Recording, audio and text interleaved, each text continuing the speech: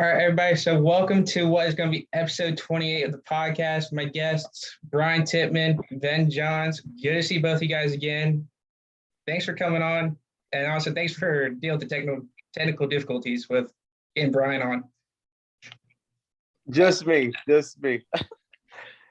Technology always sucks. So, yeah, like when does it actually work for a change? I mean, yeah. Absolutely never. All right, so before we get started, let's give people a little bit to know about you guys. Venn Johns from Oklahoma, Bryan Titman from East Bernard, Texas. You guys got a little bit to get people a little bit to know about yourself before we get started. Go ahead, Vin. Well, shoot, I'm Venn Johns from Bixby, Oklahoma, originally living in Broken Arrow now. Done a lot of different sports over the years. By far the coolest is bull riding. Obviously, I've done it the longest. So just an old guy in a young guy sport. Awesome. Very well said. I'm Bryan Titman from East Bernard, Texas, born and raised here in Texas. All I've known since I was a little bitty kid is just any type of rodeo. Rode since I was 3 years old on calves, sheep, worked my way up to junior bulls to bulls. And my dad and grandpa did it, so it's kind of all I've ever known. All right, so that kind of just led into what I was going to go to next, what got you guys in bull riding. So then I know like you've done things like American Ninja Warrior. What made you want to start bull riding also? Actually, I was a martial arts instructor and program director at a school, and signed a student up that was wearing boots and jeans, and he claimed that he was a bull rider, and I just thought, man, that sounds pretty cool. What do I got to do to get on one? And he told me to go to the store around here, get some equipment, talk to these guys, and they'd sell it to me. And sure enough, he came to class the next time, and I had all the stuff, and I was like, all right, now what? And he took me out to a practice pen, and that's how it all started. I didn't even know you could make money doing it. I just thought it was something you went and paid $50 every, Sunday to get on bulls and just have a good time on Sunday. Another, I guess, part of that is I was 25 at the time. So, being that old and starting a sport like bull riding is not very, not heard of very often. I mean, there's been a few guys that have started late in the game and have had really good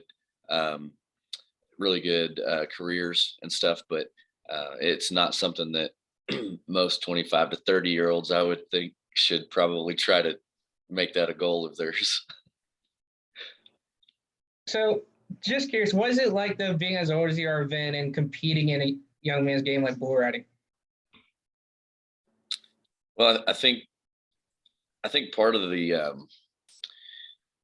part of a successful bull rider's mind and mental abilities are not just to be short-term memory loss kind of people, but it goes with our with that territory where we kind of, you don't forget things, but you don't think about things that aren't necessary.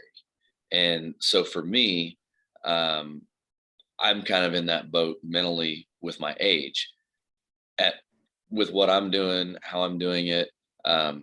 I don't feel like I'm my age. I don't act like I'm my age. So I don't feel like, in my mind, it matters what my age is.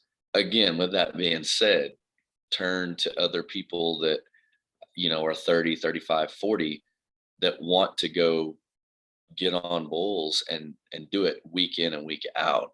That's not something you probably want to do. And I wouldn't be too encouraging of someone to do that.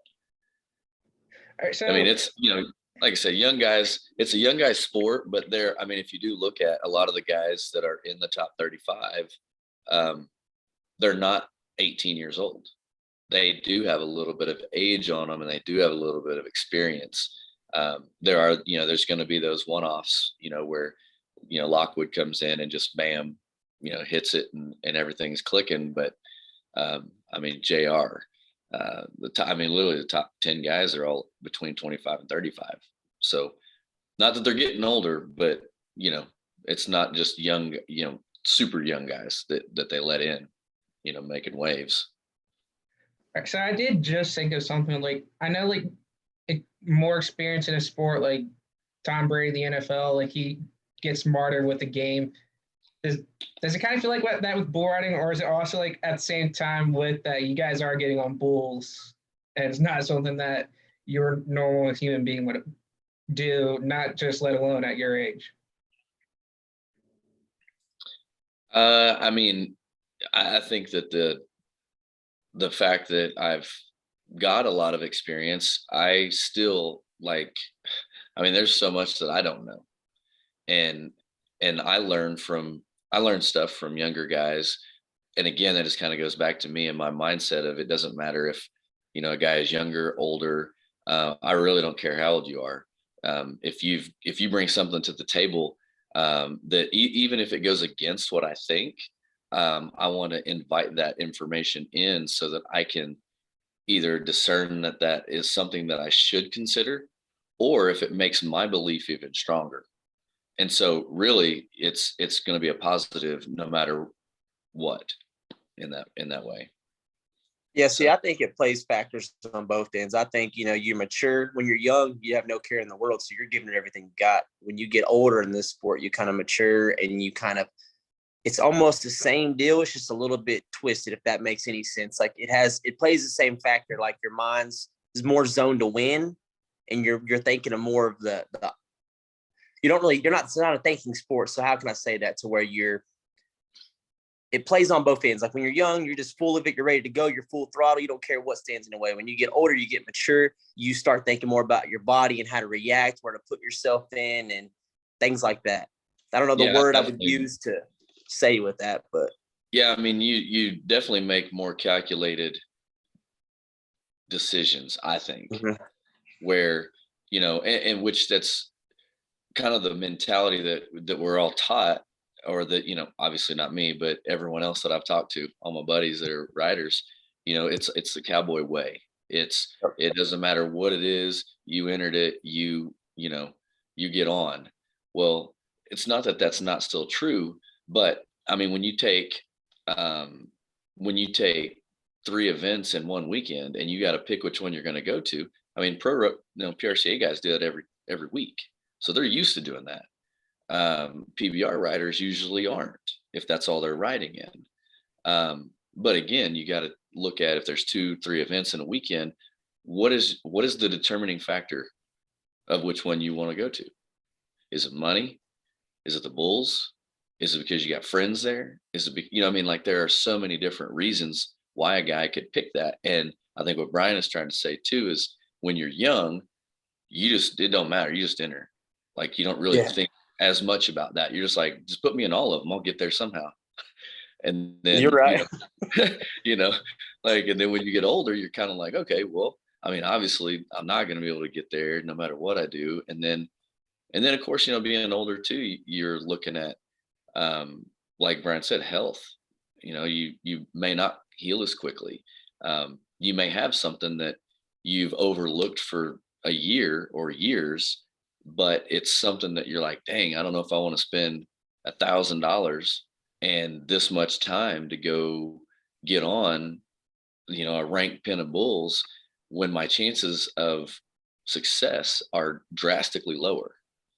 Younger guy might just be like, I don't matter. I don't need that shoulder. I don't need that wrist. Like whatever, let's just go. And not that that's wrong either. I mean, I think if you don't go through those phases, then you don't appreciate, or you don't learn other ways to handle the same situation. And that's really all it is. It's just a different way to handle the situations. Agreed. So just kind of curious, and before we did start this, I know Venn, we were kind of talking about like how probably too fast a growth of the PBR has been, but is it kind of great though that now like a little bit that guys are more focused on, and Bryan, you can also answer this too, is it kind of cool that now guys are kind of more focused on like keeping their bodies like well to go as much as possible for every next event, instead of like kind of like a little bit more like wild and reckless like it used to be? I I mean, mean, go ahead. yeah, Every guy has a different mindset. You know, some guys that are on tour that don't work out one bit, but they get on so many bulls that keeps your body in that shape. I think the working out is awesome, and I think getting on bulls is awesome. So it plays factors on both ends. But I mean, of course, you know, the way sports medicine and all that is nowadays, they can keep your body in more shape. That's why guys are doing it for so long, because the rehab's so much better that you could do to, like, for instance, if you got hurt back in the day, they didn't know how to take care of that like they do nowadays. So they can pinpoint what's going on with you now, and you can straight focus on just that instead of something else. But Ben's way better on this subject and topic than me, because that man's 47 years old and works out every day. So well, no, I mean, that's exactly right. I mean, what Brian said, the science and the PTs that we have and the trainer, everybody that's involved now, everyone is smarter. So, but not only those people, but also just us as humans, whether it's misinformation from WebMD or, Instagram or some social platform, people are getting more knowledge. Not necessarily all of it's correct, but in our particular way, it's helping us. I mean, I've done since I was probably 13. I have been introduced and daily used alternative methods of healing, from Malaysian techniques to Eastern, and then of course our Western medicine has evolved in a better way also. But yeah, I mean, guys, I remember whenever I was a kid, my grandpa would want me to go mow the yard, and I'd be like, I can't mow the yard. I got to save my energy for practice. You know, like we still kind of do that, and I still do that, and I think probably other guys do that too. I mean, it's like, are you going to go, work out for 3 hours the day that you ride? No. So guys are conscious of that, but now they're getting more conscious. So now they're making decisions that are 3 days out, 4 days out, rather than, 12 hours out. yeah. So kind of with that still also like kind of like get away from the progression of riders, but like progression of the tour. How much do you think it's like, and then we were kind of talking about this also, like with this team challenge coming up, how much does it like kind of like affect not only riders, but could affect the face of the tour, like with this team challenge and coming up this year with the weird schedule and just the rapid growth? How much could that possibly hurt the sport of bull riding? Well, I know that whenever a change is made, I generally like to think about it in ratios. If I make a change, is that change, it's gonna have negative and positive effects. Are you gonna have more positive or more negative? And I think that's what the PBR is maybe hoping for, is that this change is going to, obviously it's going to make some people mad. It's going to make a lot of other people happy. And so that ratio, no one obviously will know until it plays out, but they're probably banking on that there's going to be more positives than negatives. I mean, and that's kind of a blah answer, but I mean, at the end of the day, it's just, we just don't know. And, like I said before, you choose the games that you play and the rules that you play by based on the person or the people that set those rules. So, I mean, us as riders, we just, I mean, we'll voice our opinions and we'll speak up, but sometimes that's on deaf ears, sometimes it's not. And it's just if you're tired of playing the game, then, go somewhere else. Well said on that. I mean, I don't think it's going to do anything. Us as riders, like Ben just said, we're wanting to get on bulls. So regardless of what the format is, we're going to have to deal with it if we want to get on bulls. And at that type of caliber, to make that kind of money, there's no other sport, or there's no other bull riding in the world you're going to make that type of money. So we're either going to bite the tongue and go with it, and we're just going to go with it. Like you said, you're going to play the game or you ain't. Yeah. I mean, and One, it's not for everybody, which that's part of it too. I mean, I know guys that don't have a PBR card and should. I mean, they're making a lot of money, and you don't have to be in the PBR. I mean, they have families, they have different responsibilities or whatever, and they don't want to, they don't want to get on the caliber of bulls, and they don't have to, and they can go make a really good living and have a really good life because that's what they wanted. And so there are other places for guys to go. They don't just have to go to the PBR. one thing though that I was getting ready to go to, how great is it though? Like, no matter what the future might look like for the sport, like in your guys' eyes or commissioner's eyes, how great is it though to have commissioners like Sean Gleason for the Unleash the Beast and also Robert Simpson for the Velocities, always going to try to keep you guys working through everything, unlike other sports, especially baseball right now. Oh, it's absolutely a blessing. Without them, we wouldn't be able to do what we do. They're behind us just as much. They're pretty much like family to us. So, if they can keep us to having a job, they have a job. So as long as we're moving and they're moving, it's all win-win right there. Yeah, I think that there are a multitude of changes that could be made to make it better for us as the riders, but there are also things that we don't know about that they've got to deal with, that they've got to take care of. And being a former business owner myself, I totally understand that. And so a lot of times people don't know the whole story, or people don't know some of the key factors for decisions that have been made. So again, we just kind of put in our place of we're the riders, and we're going to do our best whenever we nod our head, and the rest is just going to have to work itself out. So just kind of curious though, was it like being in the PBR though, not being guaranteed money week in, week out when you go out and compete? Was it like being in your guys' shoes, seeing major sports like baseball, like as I just brought up, arguing over that kind of money for no reason? Well, they've made a bunch of money, and if the bull riding could ever get to that, I mean, I just think that's ungrateful to me. I hate to say that, that's ungrateful to me. Like every little bit of money can count. If you're gonna complain and cry about that much money that people have given you, yeah, you're an athlete, but we're athletes just like they are, and we do the toughest sport in the world. I don't know. That's a hard one for me to say on that deal. What do you think on that, Vin? Yeah,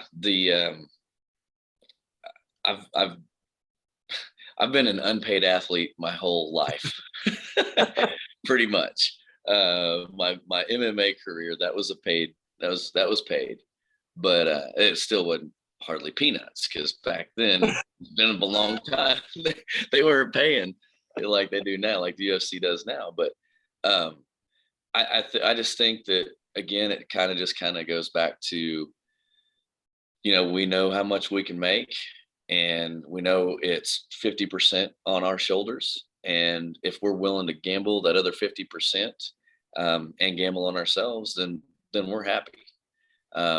Granted, we all want some more money. Who could not use some more money? And I would gladly take more money anytime they'd offer it. But I agree with Bryan, where it's I don't think it's kind of out of context with how they are handling it, for one, and for an individual to, they put in work, we put in work, but it's like I feel like they're acting like they're entitled, and I don't approve or agree with that mentality. I've had plenty of things in my life, what people would consider given to me, which I'm sure Bryan has too. I mean, all of us have, probably. And I haven't. I lost my dad, got me some money. Grandparents used it the right way, put me through gymnastics.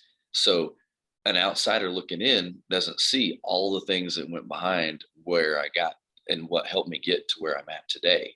And so me knowing what it's taken to do that in several sports, and then to hear someone argue and throw it up about, like, that kind of money, it just kind of irritates me. Yeah, especially when they kind of got it years before, it ain't like your first year getting it. It's Right. been stacking up and you're worried about 1 year being cut. So, Right. And if you'd have handled your money well to begin with, it wouldn't really matter. You're right. And trust me, I know I've handled mine well and I've handled it bad. Just kind of curious, like a little bit like speaking of like maybe handling money bad. What's the weirdest experience on the road that you guys have had? Or is that anything that you can't say on a podcast? I mean, keep names out of it. I'm sure they're good for stories. I mean, okay. There's been a bunch of occasions, I reckon. Yeah, I can tell you one that's kind of funny. It's definitely strange. I mean, I wouldn't do it, but I was in the truck with a guy, and we're obviously running late. Couldn't stop for him to use the bathroom, so used the Walmart sack and then threw it out the window. Yeah, it was not number one either. Bless his heart, he had to go. Yeah, it's kind of rank. I couldn't even pinpoint on it. I mean, there's so many incidents that I've shared with people that we've done or that I've seen. I couldn't even pinpoint, to be honest with you. There's so many coming to my head. It's like, man, I don't know which one to say, so I'm better off to just hold it all in. Yeah, you never know what's going to happen. I mean, we could take it back to for sure whenever you picked us up. I mean, all that DC traffic itself alone was just enough to hold a man down. Yeah, that was an absolute nightmare. Yeah, I mean, hey, we got there. If it wasn't for you, we wouldn't have made it. That's right. Yeah. So just kind of curious though. Right, there's a good one. That's one of the things I was going to lead into one of the other things I want to talk about. Is there ever any kind of stress when you're in that situation that you might have to give up your spot in the event when you're running that late? Nah, I don't stress. I'm full throttle to win. If it works out, it's meant to be, and if it ain't, it was my own fault. Yeah, again goes back to ratios and calculated decisions. It's like I will always enter the event, and then I will always get a flight or a way out there that I'm paying for by myself. The rest of it, we just wing it.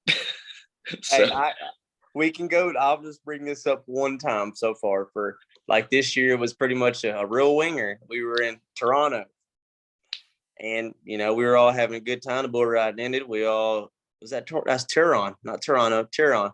Oh yeah, Turon, yeah. North Carolina. We're all having a good time. We all go get something to eat. Well, we leave it in Ben's hands to get us a ride back. So it's coming on 2 o'clock, 3 o'clock. I ain't worried about it. No one's worried about it. We all got flights at 7, 6:30 in the morning. It's looking at 2. We got about an hour drive to Greensville, South Carolina. So it's like, we ain't got a ride. No rent a car, no nothing. And we're kind of waiting it out. I'm like, oh, no one's panicking yet. No one's doing that. Well, 4 o'clock comes around. We still ain't panicking. We're just all awake, kind of waiting on a ride.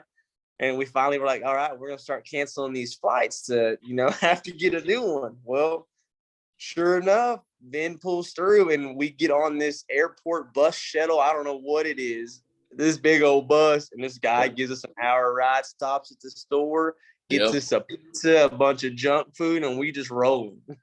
Yep. And we made it there. We all got on our flights. Made our flights. Yeah, man, it's. But where this bus came out of nowhere. A big bus. It ain't just a little bus. It was a big bus. Yep.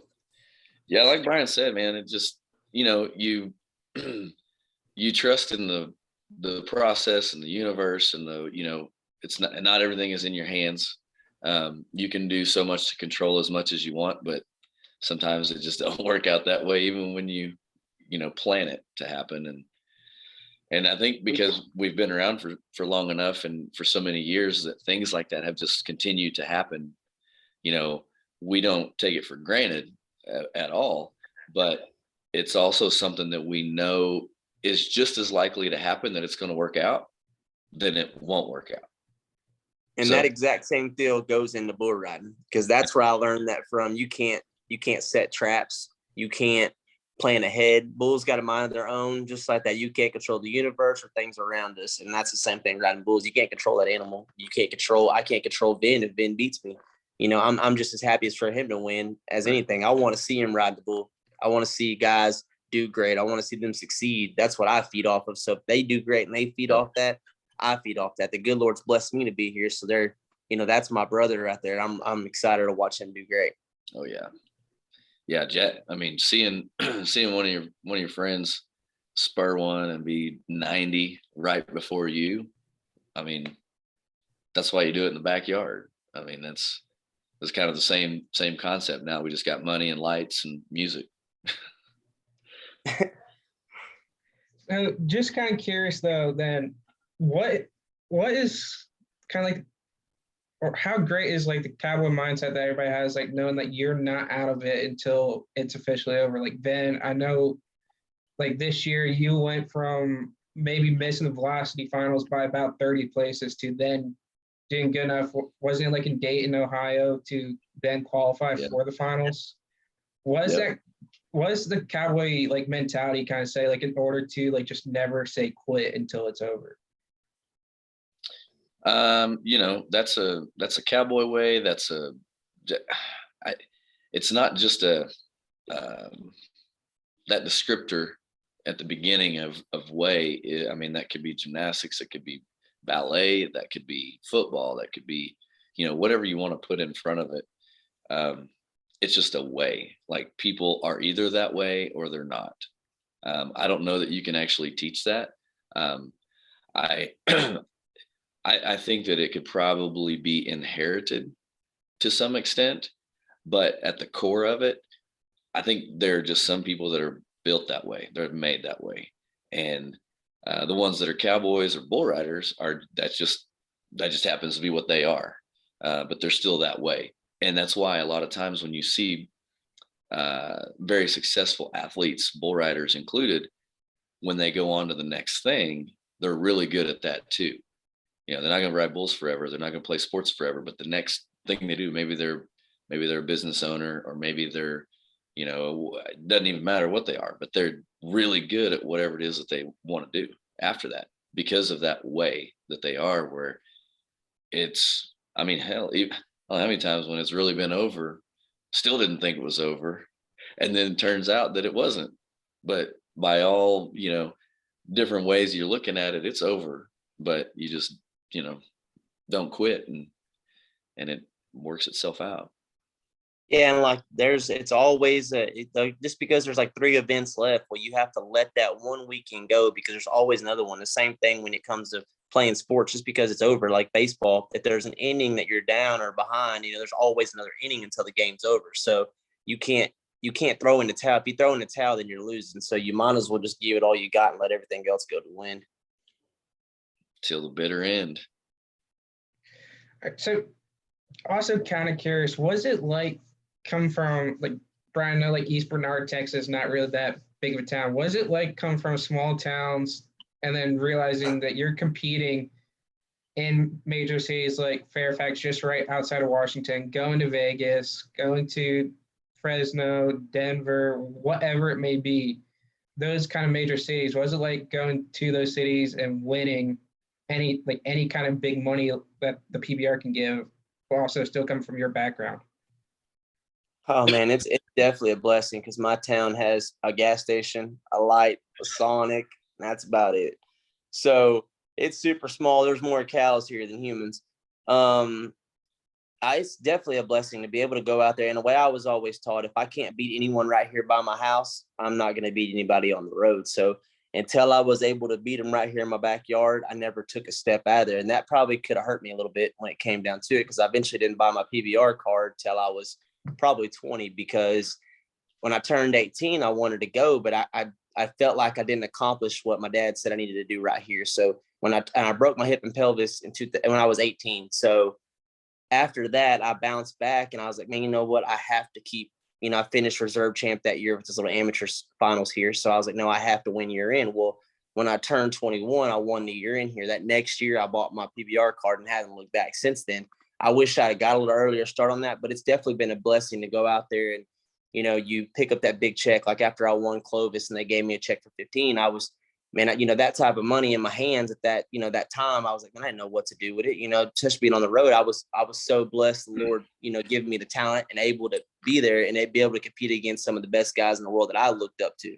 So, I mean, that was definitely a standout moment on a lot of them things. But I think being from a small town and able to go out, and then you come back home and people are like, hey, I watched you. That's from, being from a small country town. If I went to a big city, they wouldn't have recognized me. They'd have been like, you're not NFL player or baseball player. Very, very little are going to recognize you because they don't watch the sport enough. And it's a sport that needs to be watched, that needs to be recognized, it needs to be seen, I think. But yeah, it's definitely a huge blessing coming from a small town, going out there and being able to compete in front of people. But I like to meet new people.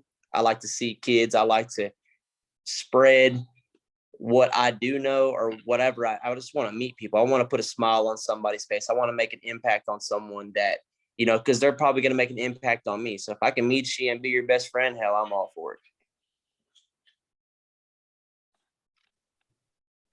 So just kind of curious now, what is it like though to have, like, even though the PBR might not have as big of a fan base like NFL, MLB, whatever, what's it like though to have fans as passionate about something like they are for not just bull riding but rodeo, and also kind of know that like things like what happened with the NFR with Dusty Tuckness getting hurt, knowing that you got things like the Cowboy Crisis Fund, their donations, or like the Western Sports Foundation. Was it like knowing that organizations like that are going to be able to have your back when something like that happens? See, the thing about in the cowboy world, or like I said, of that, we're more of a tighter fan. It's a family. When one of us go down, everyone comes to the wing. Like that's a cool thing about that. Like no matter where you're at around, or no matter who you are, they never even met you. They're definitely going to pick you up. The Western Sports Foundation's super smart, or super good on that, should I say? Like everyone becomes a big family. When someone in the rodeo gets hurt or down, everyone's right there in your back pocket to help you out and lift you up and push you.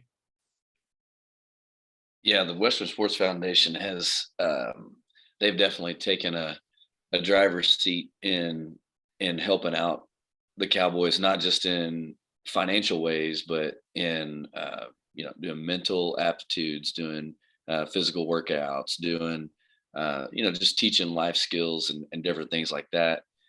So being part of that's huge. And I don't know that there are any other sports that have something like that. So kind of like what Brian's saying, it's very family oriented, essentially. I mean, they take care of as much as they can take care of. And Western Sports Foundation, they're not even just a PBR. I mean, it doesn't matter if you're a part of the PBR or not, they're still going to help you and do what they can. So that's, I can't say enough about those guys and girls. What do you come in on that, Clutch? Yeah. All right. So just also curious as well, what is it like being in a sport where you guys like do as much to give back to communities? Like not too long ago, the PBR released the Cowboy Resilient for the Cowboys for a Cause. Was it like to have the PBR set up things not only for like organizations like what the Cowboy for a Cause went to, but also being able to give back to communities like Corpus Christi out there?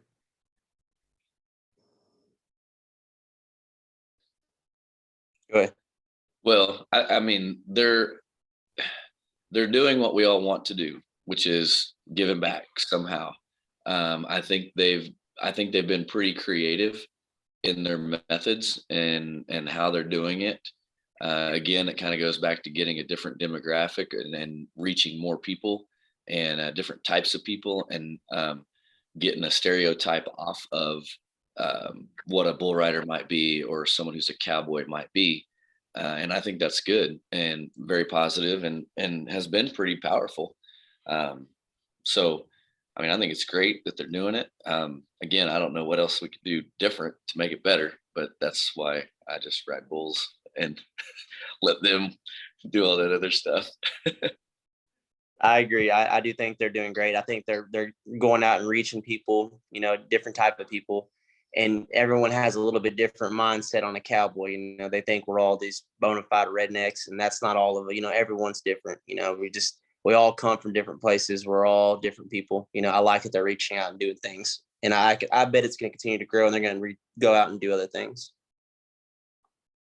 So not only in the PBR, was it like to see other big sports like using their platforms as well to get back to people like you guys do, to others?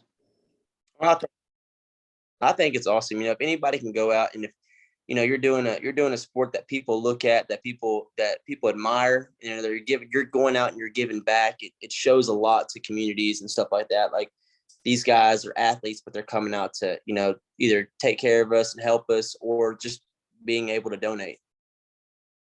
Yeah, I mean, I think it also, it's almost not an obligation, but I mean, whenever you're put in a position, regardless if you wanted to be there or not, you should want to help people. You should want to let people know how they can. I'm not gonna say do whatever you want, because I think that's kind of BS. You can't always do what you want. I mean, I don't care if you want to be an astronaut or not. You're probably not going to be one. So it's not about that. It's not about a dream. It's about a passion. And so if you've got a passion for something, then you want people to support your passion. Your passion doesn't always mean that you're going to make money, or it doesn't mean that you're going to get a job or whatever. But I think if you do follow your passion, you're not as let down, because a dream, if you don't make your dream, then you're let down. And so, if I had a platform where I could tell people that's how I think, and that helped a bunch of people, then I think that's what we're obligated to do. Whenever you get into that position, and obligation isn't a bad thing either. So a lot of contextual, misinterpretations of that have been had, but I don't want that to be, it's an obligation is a good thing too. So that's. Thanks for summing up. I don't have them big words, but man, killed it. I've been reading a lot of books, man. Hey, whatever you gotta do, you got it, man. So just curious, a little bit something with that last thing that you said a little bit. What kind of things goes on for a bull rider after an event that people might not realize? Man, to be honest, we're going to eat. Yeah. But no, the people that don't realize that, for instance, if we meet fans out in the parking lot, that the time and efforts or the moments that we may give them something, or, just a small picture or something you can say to that little kid that's going to make, their whole mind change, and they go out there and live their dream that they want to do. There's a lot of small things, but if that's what you're trying to note on, what they don't see that we're doing. I mean, also outside of it, not just after an event, but what things once you get home to do, you guys just don't sit around all day like other sports might do after whatever they go out and compete in. Oh, I ain't got no time to sit around. I got to come home and work cows and get back to work. I ain't got no time to do anything. I got to stay flushing on the busyness. I don't ever have any time. I wait for Thursday to kick back around so I can get back on a plane and head out. Yeah, I mean, and that's the same with me, and I'd say most everyone else too. And if they don't have, I don't know. I don't know what else they would have to do, but I mean, everything literally revolves around riding bulls in my life. And I know it does Bryan's too. And everybody that's on that level, it's like you got to rest, you got to do some training, you got to make sure you got your flights. You got to make sure you got, did you enter? What day is it? What time is it? So those things all have to be taken care of the next day also. So yeah, might have to, people don't see, all the busy work and the administrative stuff that you got to go through, to be at those events every weekend. I mean, there's a plan, there's a process, and if you don't have something kind of structured, it's going to be a challenge. So a lot of guys are getting, more structured, I think, with making sure they're entered and everything's taken care of. Yeah, there's Or they get definitely a lot behind it. Like you said, there's definitely a lot behind it. Or like you said, just wing it. Just wing it and hope you get there. But I mean, there's a bunch to go into it, just, I guess, done it for so long, I really don't, like you just said, I don't really think of that part of it. I do it so it's so common that I have to do it. It's necessary. I don't even think about that. I'm thinking more about, man, I got to work cows, but I already know all that's taken care of because that's what I have to do. Yeah. Just kind of curious, what is it like to see like guys like Jose, like what he does after events, like in the practice pen, like especially last year during COVID, like he was so committed to winning that title that he didn't let anybody come to his practice pens. He was his own gate man. He didn't have any bullfighters tell him off in the practice pen. What is it like to see guys that committed into the sport, but what kind of fire also does that feel for you guys at the same time?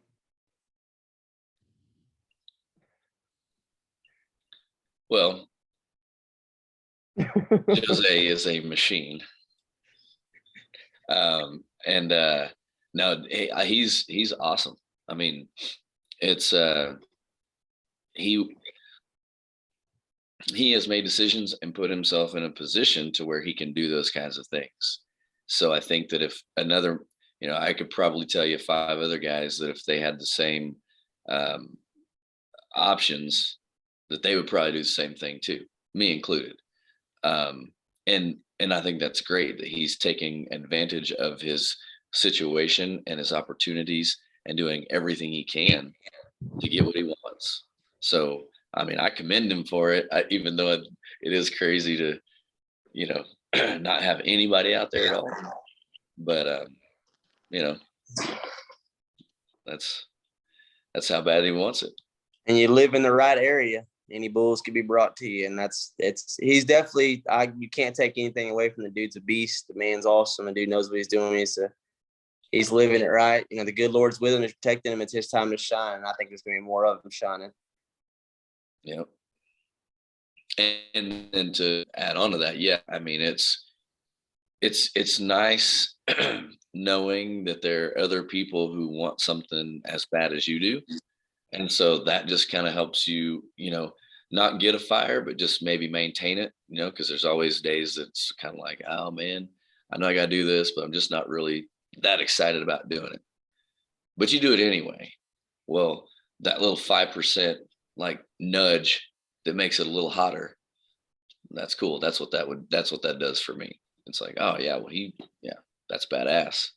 People are like, oh, well, you're badass. No, he's badass. And so, yeah, you're just, and that just, keeps everybody getting better and better. We all have greatness in us. We're all equal. That's part of it. We just have to find that inner strength and push through it, because anybody can do what he's doing. We just all have to dig down deep. And right now he's wanted, he's hungry. So when you're hungry, anything's possible. When you put a lion in the corner, you ain't gonna hold him back. All right, so one thing that I do want to bounce back to, one of the things that you said a couple minutes ago, Bryan, like doing little things for fans outside of the venue to like kind of like make their day a little bit better. What is it like knowing like what impact you've left on somebody after an event? What is that feeling like?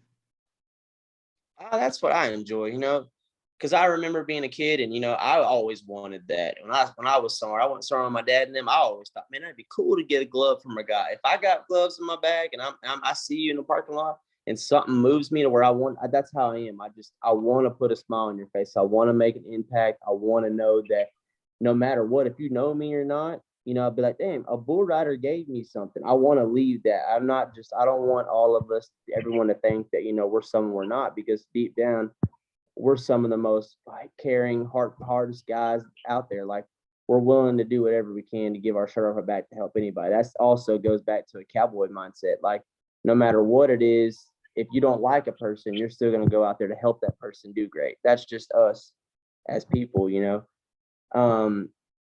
Yeah, I don't know. I just love putting a smile, especially the kids. I love kids to death. You know, I would do anything for a little kid to make them smile and happy to enjoy their night, you know, just because if they spent their parents spent that hard work and money to come out to watch us perform, you know, without them, we wouldn't be where we are today. So if I could give back any little bit, that's kind of what I love to do. Absolutely. Yeah. I mean, kids are very impressionable. And if you're, you never know what they've been going through, and maybe they just need to see someone else be kind or helpful or even just smile at them. And if again, it goes back to the platform. If we've got this platform to work from, then our obligation is to be helpful in that way. So it's just a good way to bring up better kids, in my opinion. Yeah. And just meet, like, even if it ain't a kid, like I know Vin for sure, like he's good talking with older people. So like you'll meet guys whenever you go out to eat or something and have a full blown conversation. Like I remember meeting that guy at the place we ate at, and he was an ex golf player, super nice guy. Never would have known it. Kind of looked at us, but kind of stared us down. And all of a sudden, you knew it. We were talking to him, and he had similar stories as us, and just a little different deal. And that little stuff like that moves. And you never know who you're going to meet, because that could be partial sponsorship. That could be a lifelong friend, or someone you have a lot in common with that you didn't even know, or something that, like you've been said, they might be going through something and just need a person to talk to. Yeah. That's like you said, I mean, just doesn't have to be kids, just being human and being social with other humans, and understanding and listening and learning. I mean, that's kind of what it's all about too, is just learning and being better than you were yesterday, kind of thing. Yep. So, and you do run across some of them bad guys that just want to pick a fight. Right. That's part of it. So, just kind of curious with the one thing that you did say, Bryan, like you never know who it might be. Like, might be somebody that might want to sponsor you. What is it like going out and representing something that's helping you out in your career? Was it like I know you like ride with a Vexel brand, right? Yes, sir. Was it like riding for something like that? Was it like riding for people that trust you enough to put their brand on you? Oh man, it's definitely a hard sales pitch. Being a bull rider, it's totally not easy going out and getting yourself something. So it's better to let your ride. I've always been told, let your ride and do the talking. They'll come to you. A lot of these younger guys are so worried about putting patches on their vest, on their shirts, when bottom line is they're going to come after you. When you perform and you do great and you just let your own ability shine and your talent, that's when they're going to really come to you. Because I've always been told, if you go to them and you start trying to reach something, they're going to lowball you. They're going to cut you short. You deserve more than that. So don't take anything you don't deserve. Like, go for it. Go out there and drive, and you show them everything you're made of, because they're going to come to you. They're going to want you. But to have a brand definitely stand behind you and be in your corner, no matter what it is, when you're hurt, when you're on top winning, that's truly a blessing. And that, to me, that's family. That's someone that's going to pick you up, lift you up. They're going to be with you when you're there, when you're down, when you're up. They're always right there. That's family. And if they could be able to stand behind you and put their name on you, that shows a lot. Yeah. And on top of that, I mean, some guys may, but I don't want to partner with anyone who doesn't have the same values that I do. And so that also creates pride, and you want to do good, not just because they're sponsoring you, but because you guys are kind of on the same path, trying to do the same thing, have the same goals and values. And so, sometimes that can take some pressure off, because, it's not just about money. Kind of like what Bryan was saying, they're not just going to drop you and be like, oh, sorry, buddy, you got hurt, so we're out. I haven't had anyone do that. So, and I don't know anyone who's had anyone do that. So that's pretty awesome experience and something that not a lot of people get. All right, so I just got a couple more questions. Then the one thing I did have a couple people ask me, like, what was it like competing in American Ninja Warrior like you did? Like, I know we were talking about it in Wheeling when we're taking you and Zach to the arena. What was it kind of like on American Ninja Warrior that was that people might not realize how difficult that set is as well? Two of the things that we didn't know about until we got there was, we kind of did know, but it wasn't very apparent at first until we got there. But the temperature. So I was in Denver the first year, and you can't have any part of your clothes hit the water, so it's not like you can bundle up so that you're warm. You can't wear any gloves. You can't have chalk. Those few things right there, I had no idea about. The other thing was it's at night, so they start shooting from sundown to sun up, and you don't know until about, I don't know, a couple hours maybe before the event starts at sundown what number you are in order. So there's about 120 contestants, and go pick up your number. And if you're number 100, then that means you're probably going to be running at like 4 or 5 in the morning. So then what do you do? Do you sit up and watch everyone else and try to get beta? Or do you go to sleep? Do you try to rest? And once you check in, you can't leave. So it's not like there's like a little bullpen over there that they keep us in the whole night, and you can't leave, and no one can come back to you. So, those are things that they didn't tell you and they don't really show on the show. So not bad things, just things that really make you more appreciative of what all the athletes can do, because not only are you sleep deprived potentially, you're in inclement weather, it's at night, and so all the armchair ninjas, oh, how come you didn't just grab that, or why didn't you just swing there or do this? And there's more to it than just doing that one element or that one obstacle. So yeah, That's wild though, because I would have totally thought, especially being your first year there, it's like, man, I'm getting there early. I can't wait to see the excitement, and then you're stuck there because you're getting on probably. Yeah. Dang. Yeah, I think my first year I was, I think I ran about midnight, so it wasn't too bad.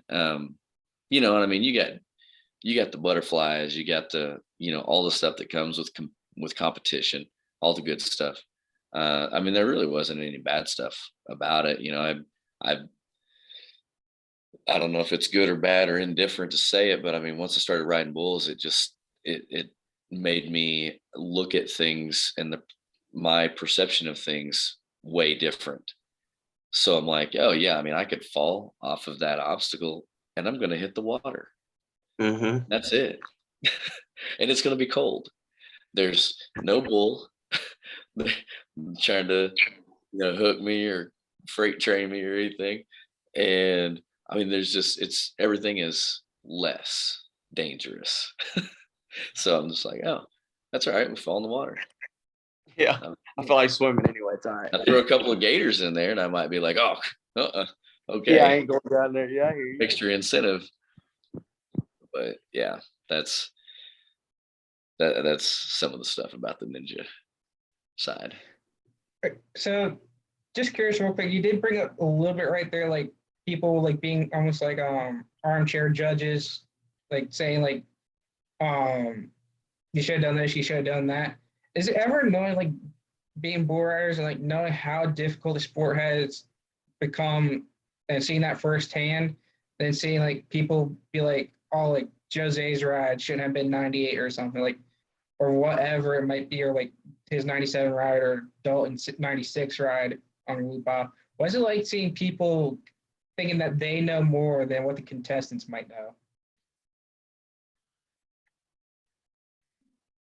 Oh, that's going to be in every sport. No matter what you do, no matter where you are, there's always going to be someone that's going to go out there and say, "Oh, he shouldn't have been this, he shouldn't have been that," or "I can't believe they counted that in as a touchdown," or he had. It's always going to be something. Regardless, there's always going to be a non-fair.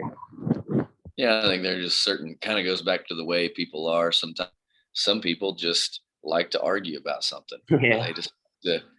They just like to hear their voice in an opposition or something. I mean, so I think it's comical. I like reading some of it if I don't have if I've got an extra 30 seconds and I've run across something. I think it's pretty entertaining seeing some of the stuff people say to each other. But yeah, like Bryan said, it's like that with everything. I mean, whether it's politics, sports, school, like relationships, those people are someone's always going to know something better, they think. And I mean, you just kind of got to take it with a grain of salt and figure out what's best for you. Hang on a second. I'm going to get my battery. or also it goes back to, it was an old timer that thought they were hot stuff. Well, they seen this guy doing better and they're wishing they could have done that, and they weren't ever able to do that. So they're trying to steal his spotlight. So just kind of curious, so how impressive at the same time, how much could it possibly hurt the sport with how much the bull powers kind of come up to now? No, I don't think it would ever hurt the sport. They're breeding bull riders nowadays. They're like they're younger kids. Like, for instance, if you could put, like Jess Lockwood or something in there, or Jose, they're younger guys, just because the bulls are bred younger. There's kids coming up like John Krimmer. Like he's definitely another Jose Victor Leme. Like they're bred just like the bulls are. These are athletes that are young that are going to be just athletic as the bulls. The bulls are bred to be like that. So these kids are brought up at a younger age to be beasts themselves. So I think it's just going to be another double notch. It's going to be competitors versus competitors. Yeah, I know that that's the case in even ninja stuff. I mean, kids are getting training that adults were getting 10 years ago. So, it's only to be expected that there are going to be some really, superstars, coming Mm-hmm. up. But I think the ratio, though, of the humans versus the animals is skewed in the way of the bulls. There's a lot more great bulls than there are of the up and comer guys. So Absolutely. All right, so I just got one more question for the night, then I'll let you guys go. One thing that's been said a little bit is kind of like what God has planned and what he has for your career, and that's what it'll go as. How much does your faith and belief in God impact what you do, not only in the PBR but out of the PBR?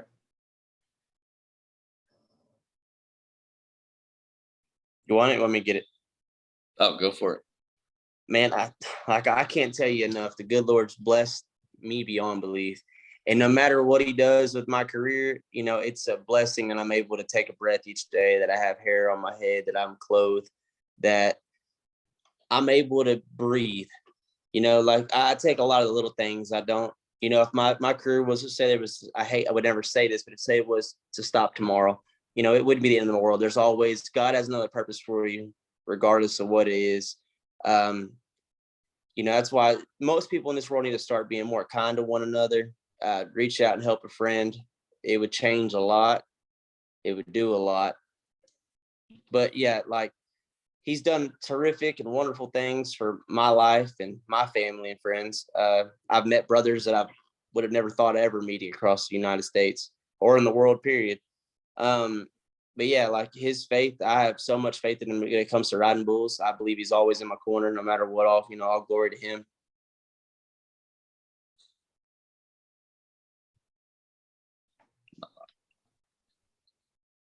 Yep. I thought Ben's gonna take it. Sorry, my thing's lagging here, I guess. Oh no, I thought somebody was saying something still. I'm like, man, am I on slow motion? Am I repeating myself? What's going on? Yeah, no, it was like, I don't know if it was my laptop or whatever, but yeah, it was like everything was kind of frozen. So I'm like,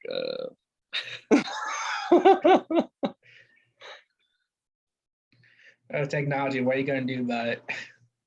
I know, talking to an IT Nothing. guy over here too. That man said it's me. Yeah, probably. Just start rotating, like just start rotating whoever it is that has the technology issue. Just like Yeah. first is Brian, now it's Ben.